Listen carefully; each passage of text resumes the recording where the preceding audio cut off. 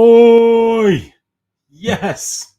2022, you guys. The very first Balls Deep breakdown of the year. I hope you're as excited to listen to it as I am to give it to you.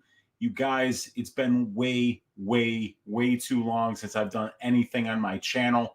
The UFC forced my hand and said, we're not giving you any fights for a month. It's not my fault, but we're back now, man. And even though I did 2.5 hours of Stat Diggers just a couple hours ago, I got ants in my pants, you guys, and I got to get out here and talk MMA with you guys because it's been entirely too long. So tonight kicks off what I am calling 4 straight nights of balls deep breakdowns with me, your host, Uncle Weezy, as we're going to start tonight with Gabriel Benitez versus TJ Brown, the UFC 46 scrap that's going to be happening this Saturday, January 15th, 2022. It's a new year, you guys, a whole new opportunity to make some money, to gamble on our favorite sport, MMA, specifically the UFC. And I can't wait to get into all these stats with you guys, all these fights, all the content that I got coming up for you guys this year. I want to start by shouting out my guy, Lou Betya, at Lou Betya on Twitter. This dude has been helping me out take my stats, which are housed in Microsoft Excel right now, and put it into a proper database where the functionalities that I'll have access to in order to be able to manipulate, do data science, and get a lot more analytics from this data have really, the door has been opened in order for me to do so much more with that, thanks to the help of this guy. You might know him as Polamalu Lou Diamond Phillips. He's always in the room here with us while we talk fights. One of my favorite guys that's been watching my videos for a long time. He's done a lot of work in order to help me reduce the amount of data entry that I do week to week, and it'll open me up to do other things, to provide more content, better content, much better analytics. And with all those things will come better picks and better shows. So I'm looking forward to a great 2022 with you guys. And we're kicking it off tonight. Let's see what you guys are up to in the chat here. We got my guy JSJ23 in the room saying the best breakdowns in the game are back. Hope you've been doing good, Weezy. I appreciate you, JSJ. You're always in here supporting, and it means a lot to me. Thank you for hanging out for another episode of Balls Deep Breakdown, the very first of the year. And I did have a good break. New Year's Day is my birthday. So I had a birthday while you guys were on your break and while I was on mine. Had a great Christmas with some family and really just had some time off and really spent a lot of time working on the improvements that are going to be coming to you in 2022 to my content and to the analytics that I get you guys. So it was a lot of work, but also I did get some time to myself, got some time to spend with family and my girlfriend.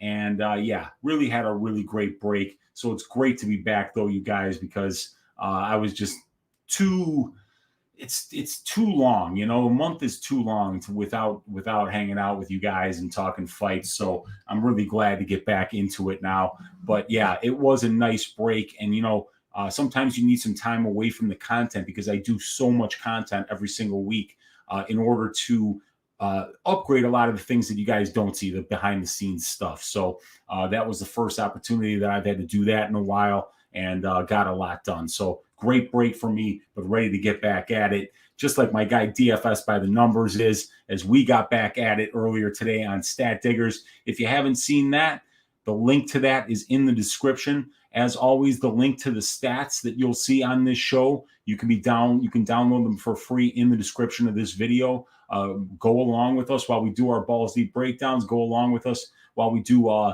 just the tip and do all 11 fights this week, which will be Tuesday night, 10 p.m. Central Time, just like it always is. So it's good to see Brady back. I'm happy to be back talking MMA with you guys. We got Paul Brassfield saying, "Oi, let's make money. Let's make some money, Paul." And yeah, oi, DFS by the numbers. Grayson saying, "Been too long." And Hype MMA saying, "Oi, Weezy." Dude, the Oys. Yeah, Oi 2. Hi, everyone. Daz Files, all the way down there in, what is it, New Zealand or Australia? I think you're Australia, right, Daz Files? But yeah, all the way on the other side of the globe, the other hemisphere. Hope you're all well down there, down under. I know that you guys are some huge MMA fans, so hopefully everything's going great for you guys down there, and you had a great Christmas or holidays or whatever it is. I hope you had a Merry Christmas, a crazy Kwanzaa, a tip-top Tet, a happy Hanukkah, whatever it is that you celebrate. I hope it was awesome. And we got Andretti saying, yes, lad, back again. What's up, Andretti? Big up yourself. Good to see you here. And we got the Cuban assassin in the room saying, Happy New Year's, Weezy. Did you DJ New Year's Eve or did you party with Keith Peterson? I did neither. You guys, I was planning on DJing for you guys, and my mixing board has unfortunately crapped out. 3 of the 4 channels are not even usable at the moment, so I don't even think I could get on there for more than 5 minutes without something blowing out. So I got to get a new mixing board so I can do some house music for you guys, but hopefully I can come up with something real soon. Unfortunately, once I got the thing hooked up, it's been a long time since I got to use it, and I think it just maybe needs a really good cleaning, or maybe it just might be past its useful life. But either way, I did not DJ. I did not go out with Keith Peterson. I went out for steaks and drinks with my friends, and we got a hotel at a hotel room downtown, and we partied ass, had a great time, ate way too much, drank way too much, partied way too much, and had a fantastic time. Wouldn't have traded it for anything. It was great. So I hope all you guys had a great New Year's, a great holidays. I'm going to check and see if my guy, Smooth Jimmy Apollo, is ready to do this thing the very first of 2022, because I know my man is always ready to talk some fights. And let's see if we can get it. Did we get it? Did we get Smooth Jimmy in there? Is he ready? Is he? Oh, yes. And making his debut in 2022, Smooth Jimmy Apollo, right 52% of the time, you guys. Let's kick it off. Let's start the very first Balls Deep breakdown of the year. Gabriel Benitez versus Downtown TJ Brown. And let's start like we always do with the tail of the tape. And, we've got Qatar against Chikadze. And like I say, you guys, we're going to be talking about TJ Brown versus Benitez here. But when you download the stats that are for free in the description of this video, you can get all the stats on all 11 fights that are going to be taking place on Saturday's card. So let's see where we are right here. And there is Benitez Brown. So we're going to see that TJ Brown is 2 years younger than Mowgli here. 31 years old, TJ Brown, 33 for Mowgli. We got 1 inch of height for TJ Brown and 1 inch of reach. TJ Brown switches stances. He is primarily an orthodox fighter, though, and it'll be Gabriel Benitez who fights out of the southpaw stance all the time. Gabriel Benitez has got some serious kicks, definitely kicks like a mule, and TJ Brown's good everywhere. It should be a really good fight between 2 established veterans in their 30s here with a lot of pro fights, over 50 combined fights for the both of these guys. TJ Brown kind of goes back and forth between Westside Fight Team and Glory MMA, and Gabriel Benitez has always been one of the stalwarts over there at American Kickboxing Academy in Southern California. Gabriel Benitez fighting out of the happiest place on earth, Tijuana, Mexico, while TJ Brown coming out of Arkansas in the United States. It is Gabriel Benitez who has the pro experience advantage here, having 8 more professional fights than TJ Brown. He's got a 22-9 record, while TJ Brown comes in at 15-8. About 80 more minutes as a pro in the cage for Gabriel Benitez here. The average fight time for both of these guys is under a round and a half here at 7.44 minutes for Benitez and 6.67 minutes for TJ Brown. So both of these guys are finishers, and when they lose, they do tend to get finished as well. We see that Gabriel Benitez has been a pro for 14 and a half years, having 31 fights, so he's fighting about twice a year, while TJ Brown's been in the game for 8 years as a pro and has 23 pro fights, so almost 3 professional fights a year for TJ Brown. So he's been a little bit busier than Gabriel Benitez, although not lately, as Benitez has probably had more fights in the last 12 to 18 months than TJ Brown has. If we look at the UFC experience in particular, you guys, we're going to see that Gabriel Benitez has 7 more fights than TJ Brown in the UFC, and that he's got twice as much time in the UFC cage. And the average fight time is 13 minutes for TJ Brown and 9.34 minutes in the UFC for Gabriel Benitez. So, yeah, Benitez definitely has an experience advantage here, but it's not a huge advantage. And we see that TJ Brown's got 23 professional fights in his own right. So he's, both of these guys are very experienced, and neither one of these guys is washed up or over the hill yet. So I would say we got to give that experience edge to Benitez because he has 7 more fights at the UFC level, and he has more professional fights, 8 of them in particular. So, and 14 and a half years as a pro as well. And he's only 2 years older than TJ Brown. So we can't exactly say he's washed up and that he's at the end of his rope here. So, yeah, definitely an experience advantage for Benitez and a size advantage here for TJ Brown. And when we get into the finish stats here, we're going to see that Gabriel Benitez in the UFC has finished 4 of his 6 wins, 2 of them by submission, 2 of them by knockout. And as a pro, has an 81% finish rate. So he's finished 18 of his 22 pro wins, 10 of them by submission and 8 of them by knockout. So he is definitely an equal opportunity finisher.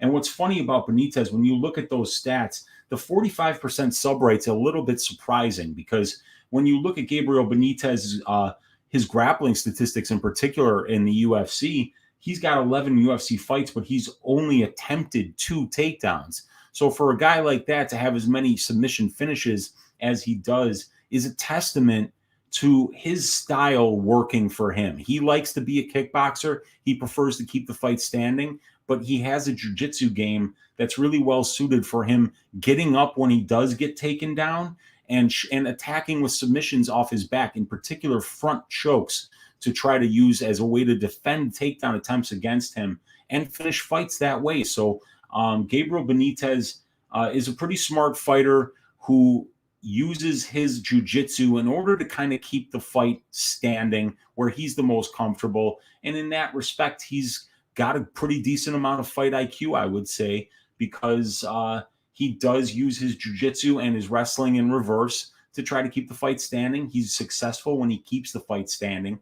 And he should be able to do that here today against TJ Brown, in particular, if TJ Brown brings the same kind of game plan that he did against Danny Chavez when he really didn't go to his wrestling and was happy to stand with him. So, yeah, Gabriel Benitez, a very good finisher here at 81% and has finished 4 of his 6 UFC wins. And then TJ Brown has finished 1 of his 2 UFC wins and has finished 87% of his pro wins. So 13 of 15 pro wins for TJ Brown inside the distance, 60% by sub, 27% by knockout. So that is 9 submissions and 4 knockouts. And then if we look at how these guys are losing fights, we see that Gabriel Benitez in his 5 UFC losses has been finished in 3 of them, all of them by knockout, and has been finished in 5 of his 9 pro losses, 3 by knockout, two by submission. So before Benitez got to the UFC, he had only lost by submission via finish. But then after he got to the UFC, he's only been finished by knockout. Excuse me. I've already been talking for 3 hours on camera today, and that's just on camera. So the voice is starting to give out a little bit, but don't worry, you guys. We're going to get through all these stats here, and we're going to figure out some angles where on a week where there aren't a lot of angles. So anyway, TJ Brown, 87% finish rate, 50% by sub in the UFC. And as a pro, he's been finished in 6 of his 8 pro losses, 3 of them by submission, 3 of them by knockout. So he can be finished either way.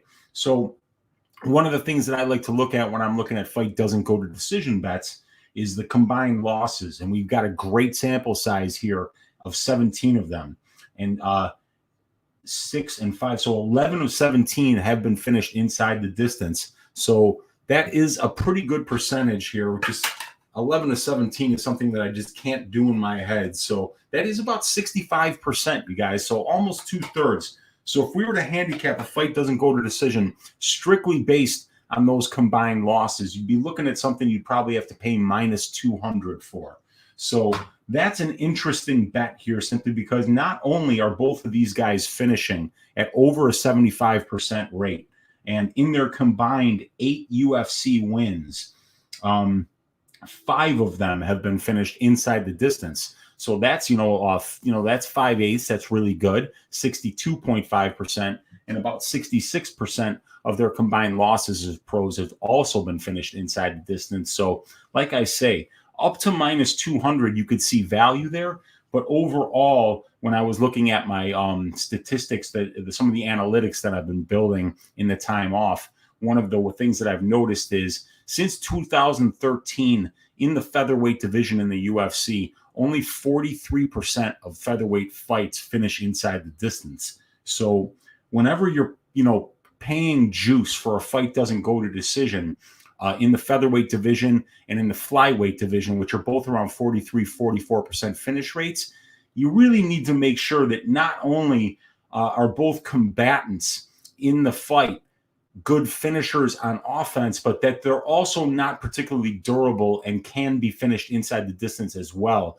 And you shouldn't really be paying much more juice than minus 200 ever, because that's a 66% implied probability when we know over a gigantic sample size featherweight fights are only finishing 43% of the time, which is something that if it were tied to an implied probability, we'd be looking at something like plus 130 or something.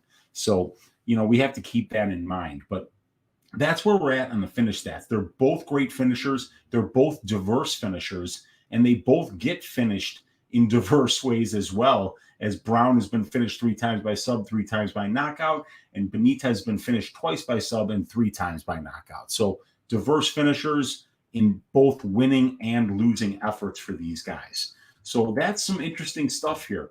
I could see a violence bet working out here, but I hate making violence bets now in featherweight and flyweight fights. And like I say, unless we see that these guys are savage finishers in their own right. And I think both of these guys, in particular in their UFC experience, have shown the ability to do exactly that. Let's see what you guys are saying here in the chat before we go on here. We got Nathan saying, got TJ via sub here. Good scrap, though. Yeah, dude, TJ's a black belt on the ground. And even though Gabriel Benitez is hard to keep down, and we'll go into the grappling stats in particular and in depth, TJ Brown just got his black belt. He's been training with Bryce Mitchell, and that is a guy that is an absolute killer on the ground. So, yeah, we could see some improvements in TJ Brown's ground game here, potentially. And we saw some improvements in TJ Brown's striking in the Kamaka fight. So, both of these guys, we know that TJ Brown is kind of good everywhere. He can finish via knockout. He can finish via submission. In particular, his arm triangle chokes are fantastic. And we know that Gabriel Benitez's front chokes are fantastic. So both of these guys have weapons with their submissions. Both of them have weapons. We got TJ Brown's got a couple of head kick knockouts. And frankly, Benitez can knock you out anywhere. He's gotten, he knocked out Justin James with a knee to the solar plexus. And he can get you with knees. His body kicks are absolutely vicious with that left leg of his. And his leg kicks are killer too. We saw Morales do a really good job of checking Benitez's leg kicks and kind of taking that weapon away from him a little bit. But boy, every minute that you're standing with Gabriel Benitez, you're at a little bit of a deficit, because that dude loves to strike. He's got a good chin, and he kicks like a mule. But when we look at the striking stats for these guys, we can see some stories being told here. We do see that Gabriel Benitez throws quite a bit of volume here, almost 11 significant strike attempts per minute. He lands 4.35 of them. He's accurate at about a 39.88% rate. He's getting a knockdown on 0.9% of the total significant strikes that he lands. So that means he does have 4 knockdowns in 447 significant strikes. And we've got 0.58 knockdowns per 15 minutes here for Gabriel Benitez. And on the defensive side, we see that he's landing more than a half significant strike more per minute than he absorbs, while his opponents are throwing just about as much volume as he is. Gabriel Benitez's striking defense, statistically, you guys, is very, very good at over 65%. He's been knocked down 3 times in 390 significant strikes absorbed for 0.44 knockdowns allowed per 15 minutes. And we've got, okay, screwed up here, you guys. I got to get that comment off the screen so that you guys can see all the stats. Nathan said club and sub city here. And we got Sean V trying to get me into the presidential race here, Weezy 2024. Boy, I got too many skeletons in my closet to be running for president. But guess what, you guys? I can be the president of MMA Stats here on YouTube. And that is something that I am at least most of the way qualified for here. So, maybe I'll be pivoting off of a political career and into more of a career where I'm comfortable, which is discussing MMA stats with you guys. And we got Happy New Year, Uncle Weezy, from my guy Chris here, saying the best in the business. My man, I appreciate that. Good to see you in here, Kalanzas. We got the DXJC saying that under 2.5 at plus money could be a spot. Yeah, and at plus money too. At plus money, I don't mind it because, you should be getting plus money for a featherweight fight going under 2.5. But both of these guys are excellent finishers, and both of these guys have been finished in multiple ways. So I don't hate that at plus money for sure, DXJC. Very good call. And we got my guy Lou Betya in the room, fixing the database for me, the database king of MMA stats right here, Lou Betya in the room joining us, saying last time Benitez fought, Billy Q put up 892.4 DraftKings points. Well, Billy Q does that to a lot of people. And Billy Q did that to Benitez. And if Jonathan Pierce had fought Gabriel Benitez, he probably would have done the exact same thing that Billy Q did to him because Jonathan Pierce is an absolute monster.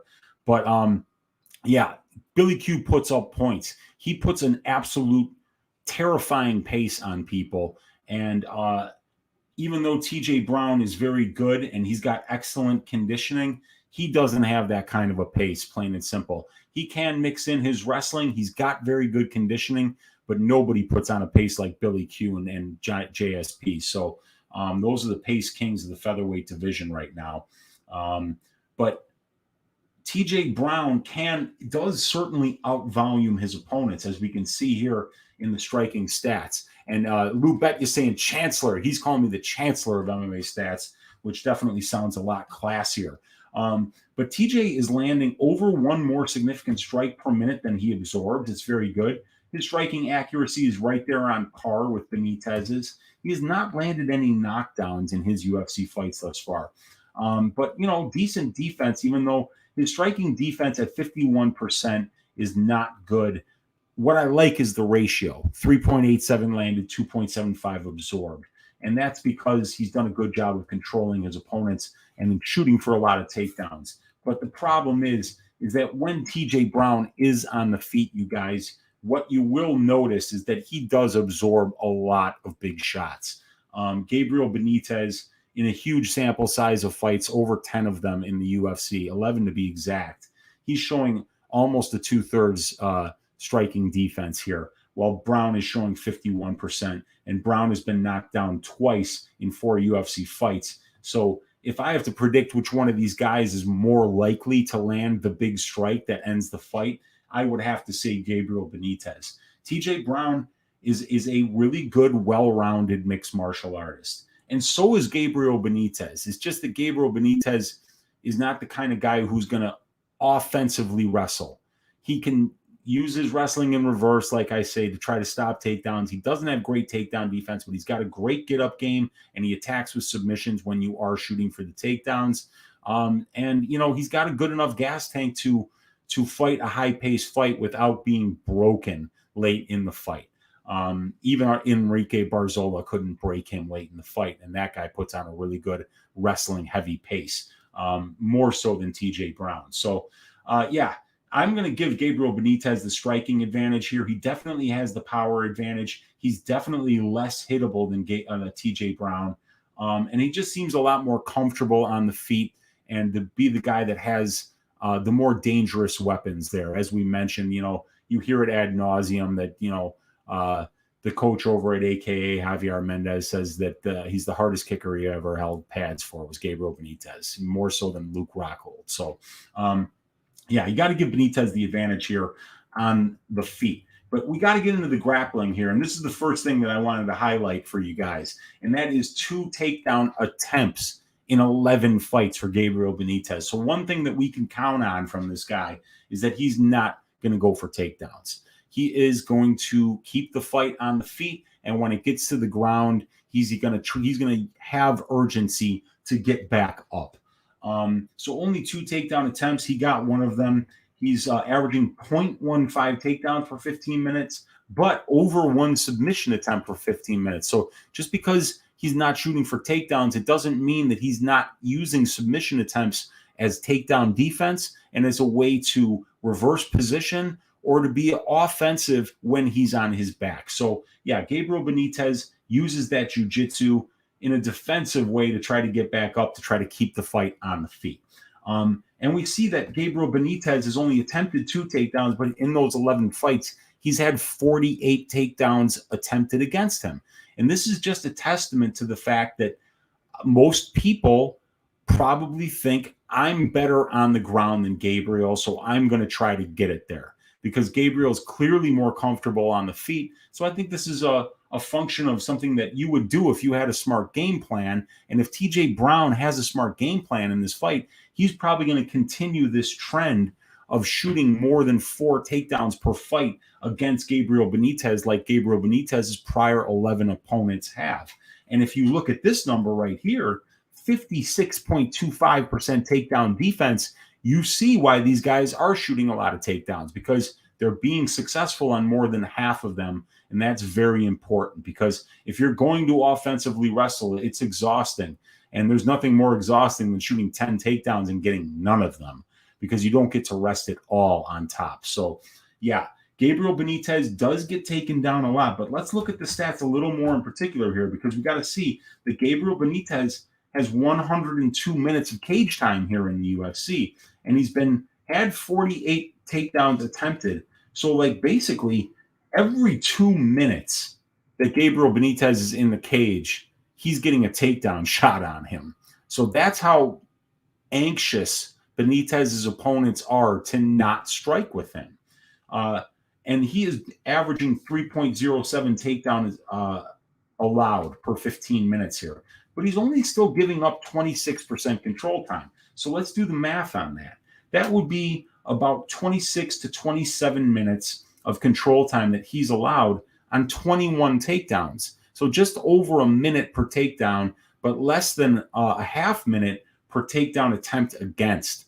So Gabriel Benitez, even though there's a 24-to-1 ratio of opponents trying takedowns against Benitez, 24 takedowns his opponents will try for every 1 that Benitez tries. Yet his opponents are only out-controlling him at about a 6-to-1 ratio. So a 6-to-1 ratio is a big ratio to be out-controlled. But when you're shooting a takedown every 2 minutes, and then if we can even say, hey, these fights are in control time positions 30% of the time. So if we take 70% of Gabriel Benitez's cage time in the UFC, which would be about 70 minutes, in those 70 minutes that he's standing, he's had 48 takedowns attempted against him. So that's more than 1 every 90 seconds. So Gabriel Benitez is used to people shooting a bunch of takedowns against him. Yet, despite the fact that they're constantly shooting takedowns and trying to get the fight to the ground against him, Gabriel is able to stay off his back 3 out of every 4 seconds that he's in the UFC cage. And I think that that's pretty impressive. Now, TJ Brown has been really good on his offensive wrestling numbers thus far in the UFC. 14 takedowns in 4 fights on 24 attempts. So he's getting his takedowns at over a 50% clip, almost 60%, averaging 4.07 takedowns per 15 minutes. And he's got about 18% control time for. His opponents have been successful on 7 of 11 takedown attempts. So TJ Brown can't stop a takedown to save his life. But Gabriel Benitez doesn't shoot takedowns. So maybe this might be one of the we might see the 3rd takedown attempt of Gabriel Benitez's UFC career if he feels like he needs to win a minute late in a round. I think it would be a great way for him to win a minute of any particular round that he thinks is close. If Gabriel Benitez can shoot a takedown at the end, in the last 30 to 45 seconds of every single round, he'll probably get it because TJ Brown is defending takedowns in the UFC at a 36% clip.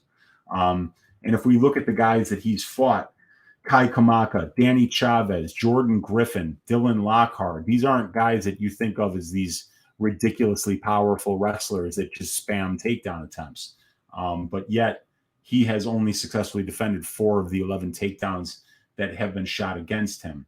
But he's only allowing 15% control time against, 2.03 takedowns per 15 minutes allowed, and 1.16 submission attempts against him per 15 minutes. So, TJ Brown is probably going to have to go to the wrestling early and often in order to have a chance to win enough minutes in this fight to get a decision victory. Both of these guys can finish. Like I say, they both land big shots on the feet. And Gabriel Benitez has had some big shots landed against him, but he recovers quickly. He's very tough. TJ Brown has been very hittable, but he is also a gamer with absolutely no quit in him. So even though TJ Brown does get cracked, and he's been knocked down twice in only 4 UFC fights, he does recover quickly as well. So both these guys are scrappers. And both of these guys, I think, are really good, well-rounded mixed martial artists. There's not a lot of weaknesses in either one of these guys' games. Benitez, I would say it's takedown defense, but his get-up game and his submission attack is good enough that nobody's really been able to win a ton of minutes on the ground with Gabriel Benitez. And if we look at the advanced stats, you guys, which is the furthest left tab here, and I'll zoom out just a little bit so we can see where we're at. Let's find the career stats for these gentlemen. I think that they're going to be down here. So let's see what we got, because we want to kind of just take a look and see how many times people have controlled Gabriel Benitez, right? So we see that Humberto Brown had 367 seconds of control time against Gabriel Benitez in Benitez's UFC debut, but that was a win for Benitez, and it was a decisive win. I mean, he made Brown shit his pants in there. So you can beat somebody, but you make them shit themselves in there. That's a decisive victory, you guys. So even though he got out-controlled 367 seconds to 25 seconds, he still won that fight and finished the pants shitter Humberto Brown. And then Clay Collard, a guy known for his boxing, actually controlled him for 287 seconds in the second fight that Benitez had in the UFC. But then if we look, only 7 seconds of control time allowed to Philly, 0 to Cecilia, 350 to Barzola in a loss. And Barzola really kind of took it to him, and in the third round wore him down and won enough minutes with the wrestling and actually had some decent striking exchanges as well. So it was a close fight, but he won that one by unanimous decision, did Barzola. And then we see that Billy Quarantillo controlled him for 520 seconds. So we do see that in Benitez's last 7 fights, the 2 guys who did control him for large swaths of the fight, Barzola and Billy Quarantillo, did get really good. They did beat him. But we've also seen guys like Morales and Yusuf win striking battles with him. Andre Philly as well. So you don't have to just out wrestle Gabriel Benitez in order to beat him. He's lost fights on the feet as well. And the same could be said for TJ Brown. You can knock TJ Brown out on the feet and you could sub him on the ground. So, this is a very difficult fight to call. Let's see what you guys are saying here in the chat as I get back to the page here and zoom in on it so that we can take a look at the strength of schedule stats here as we finish this one up, you guys. But we got Mark Schillingberg in the room saying, Weezy, I'm late again. If you haven't noticed, that's a theme in my life. Not very punctual. Let's break it down. I'm so stoked for fights. Yeah, dude, let's break it down, man. And that's the great thing about YouTube You could be in here live and we could be chatting back and forth, but you could always just watch it on the replay, get all the stats, download them for free in the description of the video. Get that Stat Diggers link in the description of the video. I'll be doing a main event breakdown with my guy DFS by the numbers on his channel tomorrow, 5:15 p.m. Central Time, I believe. Yeah, so we've got a lot of stuff that we can do here. You don't have to be punctual on Uncle Weezy's YouTube channel, man. I am not a guy that's a stickler for punctuality. I appreciate you coming in here and hanging out with us, Mark. It means a lot, brother. But yeah, let's look at these strength of schedule stats. And what we're going to see here is that Gabriel Benitez has a clear advantage in his UFC experience. TJ Brown's win-loss ratio of his competition in 4 UFC fights is 1 win for every 3 losses. So the average record of the guy that TJ Brown fights in the UFC has only a half a win and 1.5 losses, 2 total fights. While the average record of a Gabriel Benitez opponent is 3.27 wins, 2.91 losses for 6.18 total fights and a 1.13 win-loss ratio. Benitez, interestingly enough, you guys, has never beaten anybody with a winning record in the UFC. So he's got a 0.71 ratio in his wins, 4.83 total fights, and a 2-win and 2.83 loss is the average record of the guy that Benitez beats. And the guy that Brown beats has an average record of a half win and a half loss for a 1 ratio. And then the guys that are beating Benitez have a record of 4.8 and 3 for 7.8 total fights and a 1.6 win-to-loss ratio. And the guys that are beating TJ Brown have an average record of 1 win and 5 losses with a 0.2 ratio and 3 total fights. So a 0.5 and 2.5 record is the average guy that beats TJ Brown. So yeah, Gabriel Benitez has a really nice strength of schedule advantage here, having fought some real killers in the UFC. And then we look at the last 5. You see some of these guys like Quarantillo, like Omar Morales, like Sadiq Youssef on Gabriel Benitez's resume, while we see Kai Kamaker, Danny Chavez, Jordan Griffith, Dylan Lockhart, and Ken Beverly on TJ Brown's resume. So, I'm giving Benitez that strength of schedule advantage. I'm giving Benitez the striking advantage. I'm giving Benitez the experience advantage. But TJ Brown is 2 years younger, an inch taller, and he has a 1-inch reach advantage, and he fights out of both stances. And switch stance fighters against southpaw fighters actually win over 60% of the time, according to Bet MMA Tips. So that's actually a statistically significant category here, having not only the 1-inch reach advantage, but having a switch stance fighter fighting a southpaw. And then also, TJ Brown has got a nice little tail of the tape advantage here, and he's got the wrestling advantage here. He has been successful when he's went to his wrestling. He's shown the kind of conditioning that can keep at a wrestling-heavy game plan if he needs to do it for 3 rounds. And he's getting his takedowns at almost a 60% clip in the UFC, while Gabriel Benitez is defending takedowns at a less than 60% rate. So, and TJ Brown is a black belt on the ground. So I think it's fair to say that TJ Brown has a tail of the tape advantage here and a grappling advantage here. There's really no advantage in the finish stats here, as both these guys are diverse finishers, and both of these guys have been finished in a number of different ways. But it's a tough fight to call. And we see, though, the line. We got Gabriel Benitez here. The best line that we can get on him right now is minus 175, you guys, while TJ Brown is plus 170. The fight doesn't go to decision right now, is sitting at minus 120. So they're saying that this fight finishes inside the distance, 54% of the time, I'd say.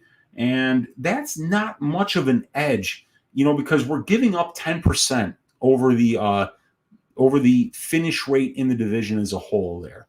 But we got guys that are getting finished at a higher clip than the UFC average, and they're finishing their opponents at a higher clip than the UFC average. So you don't mind going 10%, let's say, above the benchmark, which is 43%, to about the 53% at this line at minus 120. I think it's a decent bet here. It's something I might be willing to do because both of these guys are dangerous. Both of these guys have a path to victory, and I think it's a big fight for both guys. So we haven't seen TJ Brown in a minute. He could have made some really good improvements He's still only 31 years old. He's in his fighting prime, and he doesn't have quite as many miles on the tires as Benitez does. But we see Benitez, you got to pay up for him here at minus 175.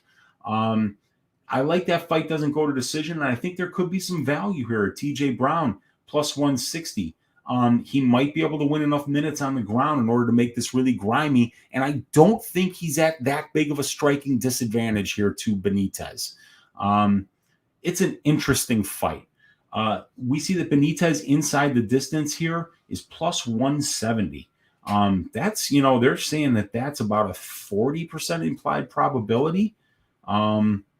That he gets it done inside the distance. I'd say that that's pretty good. And then Brown is up here at plus 400, plus 430. And then we got the Benitez by decision line sitting here at plus 220 and Brown by decision at plus 330. Let's see what you guys are saying in the chat here. As we got Mark Schillingberg saying, no, I watch these videos all week at work. Love it. Can't get enough. I appreciate that, Mark. And we got my guy Tristan in the room. I saw pictures of you walking your dogs on Twitter, your beautiful dogs out there in the snow. It was good to see that. I got a big-ass dog, a Rottweiler. You guys always hear in the background barking when he likes the underdog of a fight. And interestingly enough, even with TJ Brown sitting at plus 160, not a peep out of Bootsy barking in the background here, trying to tell us to bet TJ Brown. We're going to have to keep our eye on that. But good to see you in the room, Tristan. Hope you had a great break, and I can't wait to talk fights with you guys again in 2022. And Mark Schillingberg saying fight doesn't go to decision sounds good at minus 120.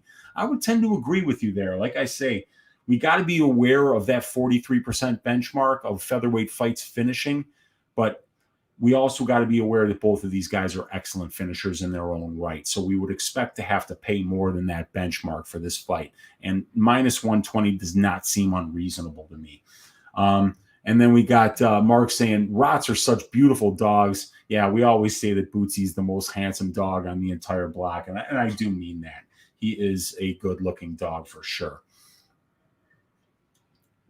So you guys, this is a tough one because I think that one of the biggest difference makers for this fight is potentially the fight IQ. And I think that Benitez always tends to fight pretty smart.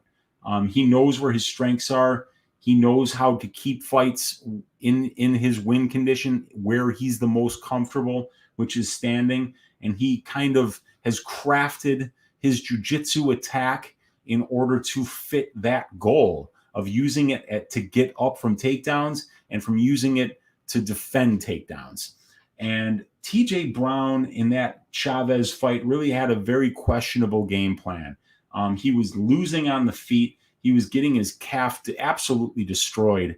And that's one thing. If he hasn't learned how to check a calf kick too, sitting in the opposite stance as Benitez, if he's orthodox, while Benitez is always going to be southpaw, those inside leg kicks that Benitez throws are no joke.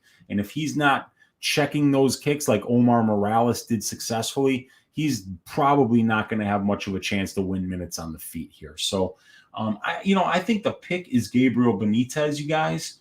I also think that at minus 120, it's not an absurd line to pay for fight doesn't go to decision here, as I feel both of these guys have paths and both of these guys are good at executing their game plans for the most part, especially when TJ Brown does have success getting the fight to the ground. He is very aggressive with submissions, and his arm triangle chokes are absolutely fantastic. And if Benitez finds his way into one of those, which I believe he has, if I'm not mistaken, I think the last fight I saw Benitez lose, he got arm triangled by somebody. Let me look here. I think he has lost by arm triangle choke once.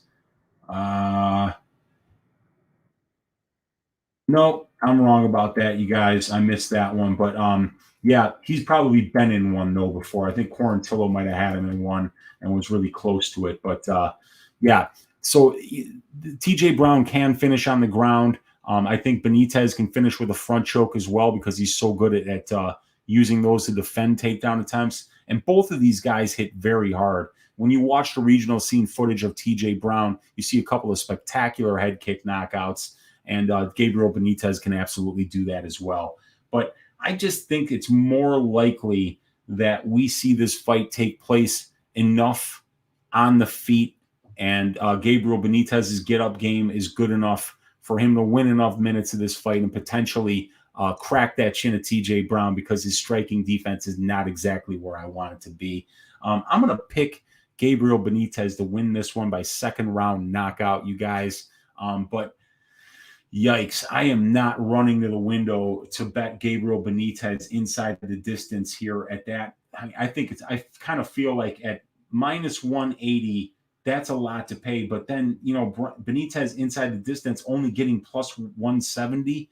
I feel like I should be getting a little bit more than that, as TJ Brown's a live opponent. So, yeah, the pick is going to be Benitez inside the distance by knockout. However, I do think that TJ Brown at plus 160, plus 170 is not a play that I hate. He could win enough minutes here. And if he has a very smart game plan, and if he does go to the wrestling early and often, and if the conditioning holds up, and if he can find ways to threaten submissions on the ground, and short of doing that, at least control Gabriel Benitez on the ground as much as Quarantillo or Barzola did, then we could see him, win some of this fight. You guys, I can't get to a bet on either side here. There's a lot of angles here. Both of these guys are really good all around. There's a lot of different scenarios. I just see Benitez's get-up game, power, and TJ Brown's tendency to get hit on the feet make me think that Benitez wins this fight probably more than 55% of the time. Yeah, man, this is a tough one, dude. We got Daz Files in the room here saying, seems like a pick'em, so Benitez minus 200 is meh. I got a Kelpie. We'll post to Twitter. Oh, nice, man. My dog has a friend around the corner that's an Australian Kelpie, and they totally get along. He's like, the Kelpie obviously is like a third of Bootsy's size, but they love playing, and they're really good friends. That's cool. You got a Kelpie. We got Labyrinth UFC Breakdown saying, I know this is the wrong fight, but wow, what a showcase spot for Borshev against Bush. Borshev's a really exciting prospect, a fantastic kickboxer with a really top-notch kickboxing pedigree. And then the Slava Claus nickname makes him real lovable. The Russian dance that he does after he wins, after he knocks somebody out, is awesome. So, yeah, I think there's going to be a lot of people rooting for Slava Claus here. And, if Bush is unable to take down Slava and try to get to his back or hold Slava down, we're going to see that fantastic striking of Slava's on display here. And I'm really looking forward to that fight, because I think Dakota Bush is being a little bit disrespected with this line, because I think he's got a really good all-around game. Dude is super tough. He's never been finished. And he's got a good wrestling attack. And Slava has shown that he can be taken down pretty easily, but he's also shown a really good get-up game on the regional scene. So I'm very excited to see that fight. A fantastic matchup between a couple of prospects that I think got a pretty good ceiling on both of those guys. So looking forward to that one for sure. Thanks for checking in, Labyrinth. Appreciate it. And we got B saying, Oi, Happy New Year's, Weezy. Let's make money 2022. Let's do that, B. I am in full agreement. You guys, we're almost 50 minutes in here. This is like 3.5 hours on camera for me. So this is the first of 4 straight nights of Uncle Weezy doing content on this channel. There'll be another Balls Deep breakdown tomorrow night, maybe 9 or 10 Central Time. And then we'll be doing Just the Tip on Tuesday night at 10 o'clock Central Time. And then on Wednesday, we'll do another Balls Deep breakdown at 10 o'clock Central Time, and maybe even another one before that. But 2022 is here, you guys. Let's be careful on this first card, because just because we haven't bet on the UFC in a month, it doesn't mean we got to empty both chambers on this card. There's a lot of landmines. Now, so there's spots sticking out to you, and then after you do the research, you still like them, or you like them even more, hell, hit them. I'm not seeing much on this card. There's not much jumping out to me. I would say that my favorite bet for this particular fight would be the fight doesn't go at minus 120, but it's not something I'm running to the window to bet. But anyway, you guys, Thank you for checking in. I really appreciate each and every one of you for hanging out late night on a Sunday with me, your host, Uncle Weezy. Another episode of Balls Deep Breakdown, the very first of 2022, and there's a lot more to come this year. Let's make it the best year of MMA gambling ever, and I'm really excited to show you guys all the work that we've been doing, building this database. I'm going to have a website for you guys probably in the next 6 months or so, I'm hoping. And got a couple other ventures, a couple irons in the fire that I think you guys will be excited about. But thanks for hanging out with me. Once again, check out the links in the description of the video. You can download the stats for free that you're seeing over here. And you can check out the link to Stat Diggers. I will be going live with DFS by the Numbers on his channel tomorrow for a main event breakdown. Check that out. We'll be going on before the Die Hard MMA podcast. And then I will be going live for Just the Tip on Tuesday night, 10 o'clock Central Time. And then again on Pub Sports Radio on Wednesdays. Now the DraftKings DFS show that we're doing will be on Wednesdays at 6 p.m. Central Time. It will be with me, DFS by the Numbers, Luke from Sparring with Reality Betting, and this year, a very new and special fourth guy. We got Monk, the Monkmatician, stepping in to do some of those beautiful DraftKings statistics that he gives us every week out there on Twitter. So thank you guys for hanging out on another episode of Balls Deep Breakdown. Thank you, Mark.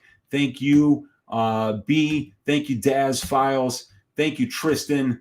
Thank you, Labyrinth.